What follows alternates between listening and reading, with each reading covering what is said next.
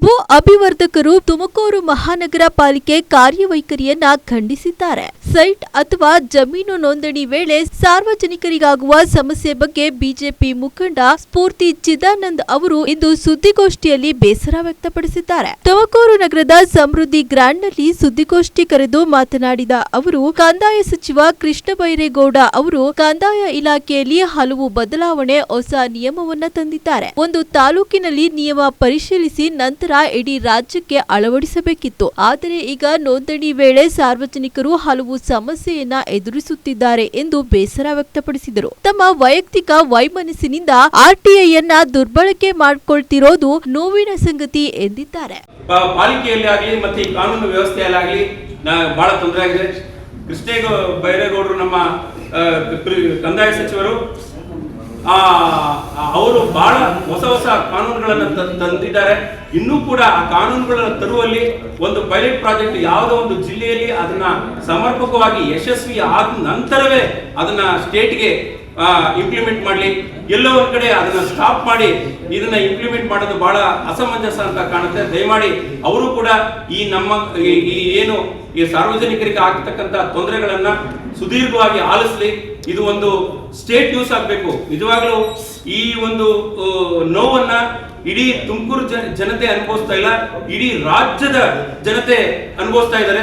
ಎಲ್ಲರಿಗೂ ಗಮನಕ್ಕೆ ತರುವಂತ ಇದು ದೊಡ್ಡ ವಿಷಯ ಆಗಬೇಕು. ಮತ್ತೆ ರಿಜಿಸ್ಟ್ರೇಷನ್ ಅಲ್ಲೂ ಕೂಡ ಇವತ್ತೇನು ಸಬ್ ರಿಜಿಸ್ಟರ್ ಆಫೀಸಲ್ಲಿ ಕೂಡ ಎಸೆನ್ಷಿಯಲ್ ಆಗಿದೆ. ಈ ಸ್ವತ್ತಿಲ್ಲದೆ ರಿಜಿಸ್ಟ್ರೇಷನ್ ಆಗಲ್ಲ. ಆ ರಿಜಿಸ್ಟ್ರೇಷನ್ ಈ ಸ್ವತ್ತನ್ನ ಇಲ್ಲಿ ನಮಗೆ ಅಪ್ಲೋಡ್ ಆಗಲ್ಲ. ಸಾಕಷ್ಟು ಹೊಸ ಪ್ಯಾಚ್ಗಳು ಆಗ್ತಾನೆ ಇದ್ದಾರೆ.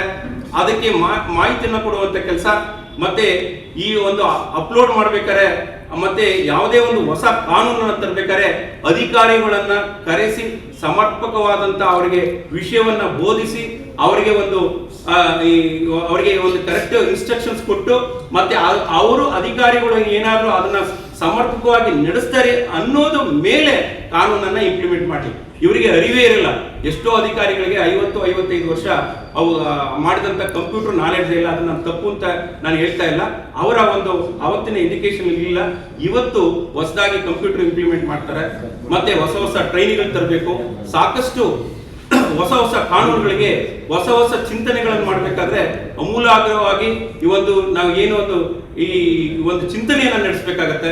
ಇದನ್ನ ನಾವು ಎಷ್ಟು ಮಟ್ಟಿಗೆ ಇದನ್ನು ಸಮರ್ಪಕವಾಗಿ ಜನ ನಡೆಸ್ತಾರೆ, ಅಧಿಕಾರಿಗಳು ನಡೆಸ್ತಾರೆ ಅನ್ನೋ ಒಂದು ವಿಷಯಗಳನ್ನ ತಂದು ಈ ಒಂದು ನಮಗೆ ಮತ್ತೆ ಈ ಸಾರ್ವಜನಿಕರಿಗೆ ಆಗುವಂತ ತೊಂದರೆಗಳನ್ನ ಸಂಪೂರ್ಣವಾಗಿ ಈ ಗಮನಕ್ಕೆ ತಂದು ಮತ್ತೆ ಇದನ್ನು ರಾಜ್ಯಾದ್ಯಂತ ಸುದ್ದಿಯನ್ನು ಮಾಡುವ ಆದ್ಯ ಕರ್ತವ್ಯ ನಿಮ್ಮಗಳಲ್ಲೆಲ್ಲರದು ಆಗುತ್ತೆ ಅಂತ ಈ ಒಂದು ಕಾನೂನಿನ ಚೌಕಟ್ಟಿನಲ್ಲಿ ಮತ್ತೆ ಈ ಖಾತೆಗಳಿಗೆ ಆಗುವಂತ ತೊಂದರೆಗಳನ್ನ ನೀವು ವಿಶೇಷವಾದಂತ ಪತ್ರಿಕೆಗಳಲ್ಲಿ ಮತ್ತೆ ಮಾಧ್ಯಮದಲ್ಲಿ ಪ್ರಕಟಿಸಿ ಈಗ ಸರ್ಕಾರದಕ್ಕೆ ಗಮನಕ್ಕೆ ತರಬೇಕು ಅಂತ ನಾನು ನಿವೇದನೆ ಮಾಡ್ಕೊಳ್ತೀನಿ. ಧನ್ಯವಾದ. ಸರ್, ವಿಳಂಬ ಆಗ್ತಾ ಇದೆ. ಭೌತಿಕ ಖಾತೆ ಡೆತ್ ಸರ್ಟಿಫಿಕೇಟ್ ಮೇಲೆ ಖಾತೆ ಮಾಡುವಂತ ಕೆಲಸ.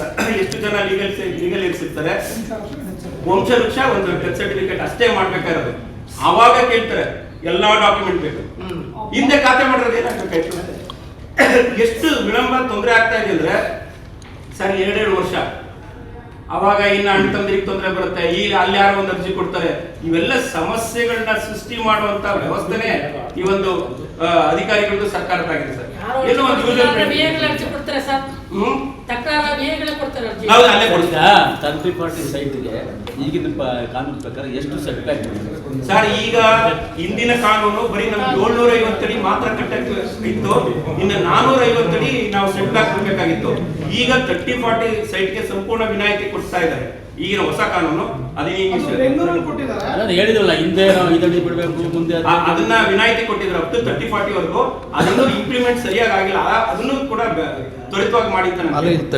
ಸ್ಟೇಟ್ ಅಸೋಸಿಯೇಷನ್ ಇದೆಯಲ್ಲ, ಯಾಕೆ ಒಂದು ಡೆಲಿಗೇಷನ್ ಸರ್ಕಾರ ಹೇಳ್ಬೇಕಲ್ಲ ಕೂತ್ಕೊಂಡು ಹಿಂಗೆಲ್ಲ ಇವತ್ತಿಂದು ರಾಜ್ಯ ಮಟ್ಟದಲ್ಲೂ ನಾವು ಪತ್ರಿಕಾ ಸಭೆ ಕರೆಯುವಂತದ್ದಿದೆ ಸರ್. ಇವತ್ತು ನಮ್ಮ ಒಂದು ಆಗ್ರಹ ಮುಂದೆ ಇಟ್ಟಿದ್ದು ಸರ್. ಈಗ ಕೃಷ್ಣ ಬೈರೇಗೌಡರು ಹೇಳ್ತಾರೆ, ನಾಳೆ ಮನೆ ಬಂದ್ ಮಾಡ್ಕೊಡ್ತಾರ್ರಿ, ಯಾವನು ಬರಲಿಲ್ಲ.